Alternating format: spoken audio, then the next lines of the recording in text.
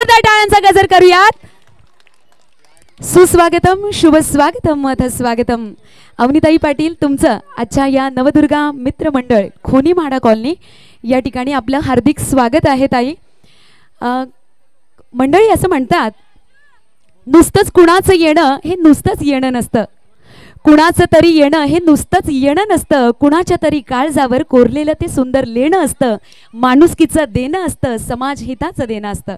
कदाचित हेच देणं, हेच पांग फेडण्यासाठी आज आपण या म्हाडा कॉलनी खोनीमध्ये आपण उपस्थित झाला आहात. जोरदार टाळ्यांचा गजर करायला पाहिजे. नारी शक्तीचा उदो उदो. चला अवनीताईंचं स्वागत करूया. अवनीताई, मी तुम्हाला विनंती करते, आपण या स्टेजवर यावं. पुन्हा एकदा जोरदार आपण टाळ्यांचा गजर करणार आहोत. मन मनाच्या गाभाऱ्यात मूर्ती सजली ही आपुली, स्वागतास खास आपुल्या वाहते ही सुमनांजली. स्वागत नसे हे फक्त, आहे हा तर जिव्हाळा, अतिथींच्या आगमनाने हर्षित झाला हा सोहळा, हर्षित झाला हा सोहळा. पुन्हा एकदा सर्व मान्यवरांचे आणि उपस्थित आजच्या कार्यक्रमाचे विशेष आकर्षण म्हणजे अवनीताई पाटील यांचं विशेष करून आजच्या कार्यक्रमामध्ये स्वागत करते ताई. आणि मी आजच्या कार्यक्रमाचं आयोजन नियोजन करणाऱ्या आपल्या या दोन दादांच्या हातून म्हणजेच कुणालदादा पाटील आणि आनंददादा फुलोरे यांच्या माध्यमातून आज आयोजित केलेल्या कार्यक्रमाच्या माध्यमात आज ताई पाहुण्या म्हणून आपल्या घरी आलेले आहेत, आपल्या कॉलनीमध्ये आलेले आहेत. तर मी दादांना विनंती करते, आपण ताईचा आदर सत्कार करावा. मंडळी आणि इथे जमलेल्या माझ्या उपस्थित सगळ्या रणरागिण्यांनो, जिजाऊ रमाई सावित्रीच्या वाघिणींनो, वारसदारणींनो आणि शिलेदारणींनो, मी मगाशी म्हटल्याप्रमाणे हे चंडमुंड भंडासुर खंडिनी जगदंबे उदंड दंड महिषासुर मर्दिनी दुर्गे हे महाराष्ट्र धर्म रक्षिणे आज म्हाडा खोलनी या कॉलनीमध्ये आज अवनीताई पाटील तुमच्या स्वागतासाठी सज्ज झाली आहे. कुष्मांडा माते आज पाहायला ये ग, कुष्मांडा माते आज पाहायला ये ग. उपस्थित सर्व रणरागिण्यांचे मी आजच्या कार्यक्रमाची निवेदिका शहापूरची बुलंद तोफ म्हणजेच सौ करुणा सचिन गगे, करुणा परशुराम बांगर, उपस्थित तमाम सर्व दुर्गा भक्तांचे मान्यवरांचे सहर्ष शब्द सुमनांनी स्वागत करते. सुस्वागतम, शुभ स्वागतम, अथ स्वागतम. कुणाल दादा पाटील, आनंद दादा फुलोरे आणि पाटील दादा यांच्या शुभ हातून अवनीताई पाटील यांचं विशेष असं स्वागत होतंय. मंडळी काय गार बसले, जोरदार टाळ्या.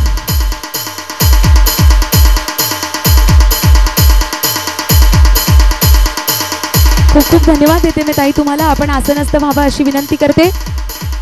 आणि मला माहिती आहे तुम्हा सर्वांची उत्सुकता शिगेला पोहोचली आहे. तायांनो,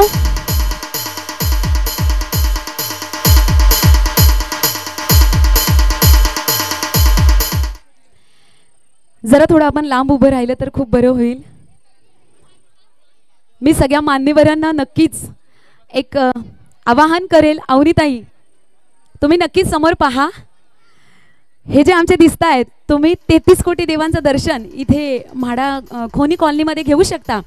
आज साक्षात प्रत्यक्षात नवदुर्गा शक्ती अवतरली आहे. छत्रपती शिवाजी राजे देखील आहेत या ठिकाणी, भगवान शंकर आलेले आहेत.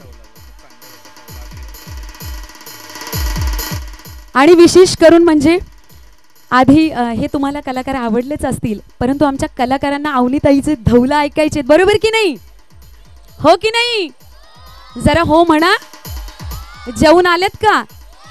नसल आलात तरी पण आम्ही धौला ऐकणार. बरं, आणि अवनीताई सांगायला फार आनंद होतोय की तुम्ही शहापूरमध्ये देखील महिलांच्या एका कार्यक्रमात आला होता. आम्ही सर्वजण तुमचे कार्यक्रम पाहतो.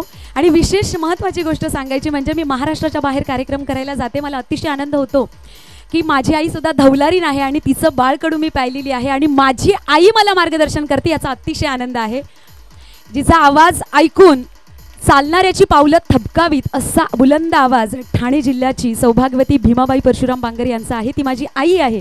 त्यानंतर अवनीताईंचा ऐकलेला आवाज, मला फार आनंद झाला की अशी कोणीतरी तरुण, एखादी तरुणी धौला गावी आणि ती धौलारीण बाय बनावी.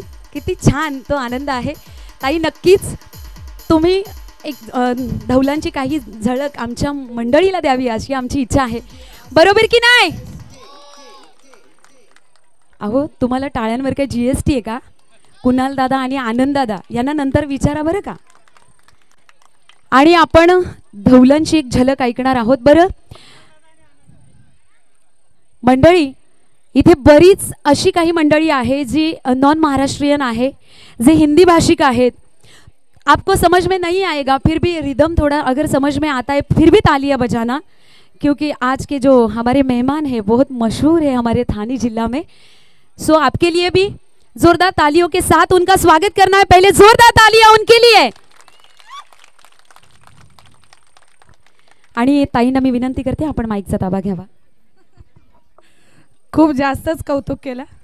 मराठीत समजते ना काय काय वेगळी, म्हणजे वो कुछ ऐसा मराठी भी बोलना मग नंतर हिंदी भी, ऐसा कुछ पाहिजे का तुमको?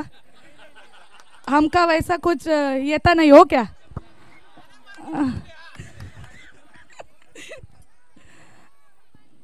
धौला म्हणजे ताईंनी खूप कौतुक केलं, भारी वाटला.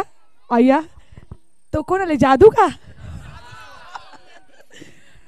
दादा मला तरी वाटतं किती वर्ष झाली, 2 वर्ष झाली का कार्यक्रमाला, पण 2 वर्षात एवढा जास्त म्हणजे उत्साह.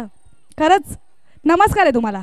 कारण सहसा नॉर्मली किती 100 ते 200 उपस्थिती असतं, पण तुम्ही सगळ्यांनी एवढा मनापासून प्रयत्न केला आणि त्याचं फळ तुम्हाला बघायला भेटतं. खूप खूप खूप. तसे आपण हवंच अशी का आपल्याला सगळी मधासारखी चिपकायला येतात.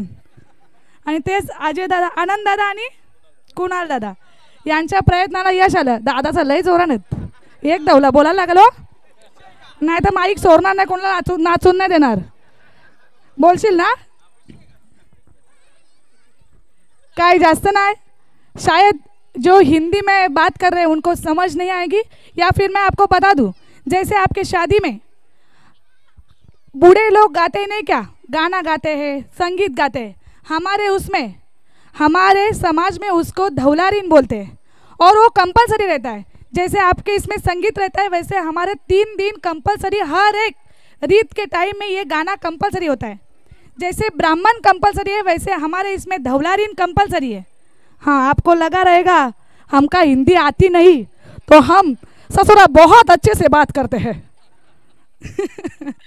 हाँ, छोटासा तोडगा, मला पण नाचायचं आहे. दररोज कार्यक्रम करून मला पण आता थोडासा कंटाळा आले. कुठला पाहिजे? काय फरमाईश आहे का? कुठला नवरा आहे, नवरदेव बसणार आहे लग्नाला यावर्षी?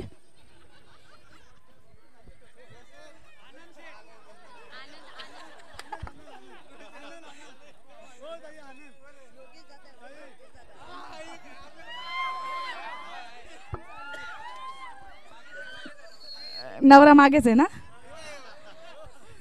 जाम फेमस धौला आनंद नवरा ना. त्याच्या अगोदर आपला मामा सगळ्यांचा लाडका असतं. मामाशिवाय आपल्या समाजात बोलतात ना का विधी पूर्ण परत नाही. आई बापांनी कन्यादान केलं तरी मामाचा कन्यादान हा पूर्णत्वाला नेत असतं. थोडासा मामासाठी जेव्हा मामा नवरदेवाला किंवा नवरीला मांडीवर घेतं, छोटासा तोडगा, जसा मी बोलन तसा तुम्ही बोलायचा हो का ना. धौल्यावर पण शिट्ट्या झाल्या बजान, लावणीच काय वाजवाच्या. हां, मामा बसला पाटावरी, भाचा घेतले मांडीवरी. मामा बसला पाटावरी, आनंद भाच्याला घेतलंय मांडीवरी. ये रे भाच्या काकण बांधू डावे उजवे हाती, मामाचे हातन खोबऱ्याची वाटी, भाच्याच्या हातन गुलाचा खरा. आनंद घाली मामाचे तोंडान, मामा घाली आनंदच्या तोंडान. धन्यवाद. मारुतीच्या देवलान आनंद यो जानो शाले, मारुतीच्या देवलान आनंद यो जानो शाले. या गावाचे पोरे बाला तुला पायाला येती. लाज थोडासा, नवरास ना. या गावाचे पोरे बाला तुला पायाला येती. पायाला येऊनी बाला तुझे मेहुणे होती. पायाला येऊनी बाला तुझे मेहुणे होती. मेहुने होऊनी बाला तुला घराला नेती, ना बाटली सोडा फोडून बाला तुला प्यायला देती. पहिले सोडा बेटा, जाता का बेटा? नवरदेव कवराला असतं बघा दादा, तिकडं मार, नवरी पटकन भेटली म्हणजे. हा, मस्ती मजाक तर होतच राहील. धवला म्हणजे आपल्या आगरी, कोली, आदिवासी, कुंभी, कराडी, मराठी तसाच अनेक अशा ठिकाणी ज्या आपल्या आगरी समाजामध्ये राहणारा बौद्ध समाज आहे, अशा बऱ्याच ठिकाणी धवला हा गायला जाणारा मंत्र आहे. पण आपल्याला काय झाले, आपण पक्की शिकल्याव सवारल्याव मोठी झालो, माझ्यासारखा असा मेकअप तापून यायला लागलो ना. आपली संस्कृती आपल्याला जपायला लाज वाटायला लागली ताई. आपल्या संस्कृतीचा आपल्याला अभिमान वाटला पाहिजे. तुम्ही केव्हा जा बघा, आता आपल्या समाज इथे पण उपस्थित आहेत, ही लोक जेव्हा त्यांच्या घरामध्ये गप्पा मारतात तेव्हा त्यांच्या भाषेत गप्पा मारतात ना. आपण काय करतो, आपल्या भाषेला आपल्याला बोलायला आता लाज वाटायला लागले. आपण मोठी झाले आहो, शिक्षण घेतलं म्हणून आपली भाषा आपल्याला बोलायला लाज वाटायला लागली. जर आपली संस्कृती आपल्याला टिकवायची असेल तर आपल्या भाषेला टिकवा, नाहीतर आगरी समाज थोड्या वर्षांत संपायला वेळ लागणार ना दादा, बरोबर आहे का? म्हणून भाषेला टिकवायचा ना. धवलारीन फक्त अवनीबाई एकटीच असेल का? देव मला वरती नेणार नाही का? नेल ना कवा तरी. मग दुसरी अवनी तयार झाली पाहिजे का? हो का नाही? अरे बोला. हां, मग त्याच्यासाठी प्रयत्न पण केला पाहिजे.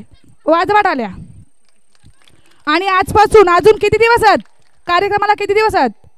ताईने जर अनाउन्समेंट केली टाळ्या वाजवा, बिना सांगाशा टाळ्या वाजवायच्या ताई. टाळ्यांचा काम लय डेंजर आहे माहिती तुम्हाला काय दादा? ताई तुला पण माहीत नसेल, टाळ्या कंपल्सरी वाजवत जा. आता आपण बघताव ना, ताई कवडी सिरियस झाले बा. आता आपण बघताव नाही का, एखादा माणूस अचानक सकाळच्या आपल्याला फोन येतं, या माहितावं असा असा झाला. मग आपण बोलतो कालच तर 2 भाकरी खाल्ल्या, अचानक का झाला? कारण माहिती तुम्हाला काय? आपला हृदय असतं ना, हृदय, त्याला रक्ताचा म्हणजे आपल्या भाषेत रगात रक्ताचा पुरवठा नीट होणार आहे. मग तो पक्का झाला का मग त्याला काय येतं, जोर येतं ना, मग तो देवाच्या घरी जातं. मग आपला शास्त्र सांगतं, विज्ञान सायन्समध्ये सांगितलेलं आहे का दररोज माणसाने 500च्या वरती टाळ्या वाजवायच्या. त्याच्यानं काय होतं माहिती का? अय बुवा, टाळ्या. त्याच्यानं काय होतं, आपला ब्लड सर्क्युलेशन आहे ना, तो चांगल्या प्रकारे सर्क्युलेट होतं आणि आपल्या हृदयाची जी क्रिया आहे ना, ती चांगल्या प्रकारे चालतं. तुम्हाला वाटत असेल अटॅकमध्ये लवकर नाही मरावं तर दररोज किती वाजवायच्या? आता 50 वाजून दाखवा. 1 2 3 4 5 6 7 8 9 41 42 43 44 45 46 47. अरे वा, माझी गणित बरोबर आहे. धन्यवाद धन्यवाद दादा, खूप खूप आभारी आहो का आपण इथं बोलवला. मी मुद्दाम आपल्याच भाषेत बोलता हो का, शिक्षण जास्त नाही माझा, जाम कमी शिकलेली आहो मी. किती काय सांग त्याला किती?